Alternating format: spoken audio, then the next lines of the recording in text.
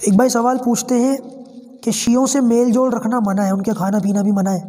جبکہ ہندوؤں سے میل جول رکھنا اور ان کے کھانا پینا جائز ہے، ایسا کیوں؟ بہت علمی سوال ہے، بہت زیادہ علمی سوال ہے ماشاءاللہ، اور ایسے سوالات کرنی چاہیے تاکہ ہمارے شکوک اور شبہات دور ہوں۔ دیکھیے یہ بات یاد رکھیے گا کہ ہندو یا غیر مسلم جو ہوتے ہیں وہ اپنے آپ کو علی الاعلان غیر مسلم کہتے ہیں، اور ہم بھی ان کو غیر مسلم ہی سمجھ رہے ہوتے ہیں، لہٰذا ان کے یہاں جانا، ان سے میل جول رکھنا، ان کے یہاں کھانا پینا، اس سے لوگوں کے اندر اتنی زیادہ غلط فہمیاں نہیں آئیں گی۔ وہ ان کی رسموں کو ہندوانہ رسمیں سمجھیں گے، وہ ان کے مزاج کو ہندو ہی سمجھیں گے، وہ ان کے مزاج کو غیر مسلم ہی سمجھیں گے، تصور کریں گے۔ جبکہ شیعوں کے ساتھ اٹھنے بیٹھنے میں، میل جول رکھنے میں، کھانے پینے میں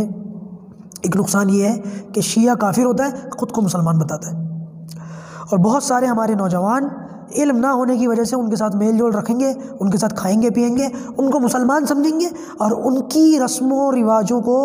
اسلامک سمجھیں گے۔ اسی لیے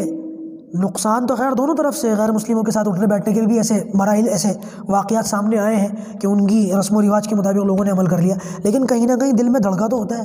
کہیں نہ کہیں دل میں افسوس تو ہوتا ہے کہ ہاں میں غلط کر رہا ہوں۔ کل کو کوئی سمجھائے گا بزرگ یا گھر کا بڑا ڈانٹ ڈپٹ کرے گا تو وہ گردن جھکا کے سنے گا، اس کو معلوم ہے کہ میں جو کچھ کر رہا ہوں غلط کر رہا ہوں۔ لیکن شیعوں کے معاملے میں، رافضیوں کے معاملے میں یہ نہیں ہے، بندہ اس کو اسلامک سمجھے گا، اس کے ماحول کو مسلمان سمجھے گا، اس کے عقائد کو اسلامک سمجھے گا۔ اس لیے ان لوگوں کے، تمام مسلمانوں کے لیے یہ ذمہ داری ہے کہ ان کے ساتھ میل جول رکھنا، کھانا پینا بند رکھیں، ان کے ساتھ تعلق نہ رکھا کریں۔ اللہ عمل کی توفیق عطا فرمائے۔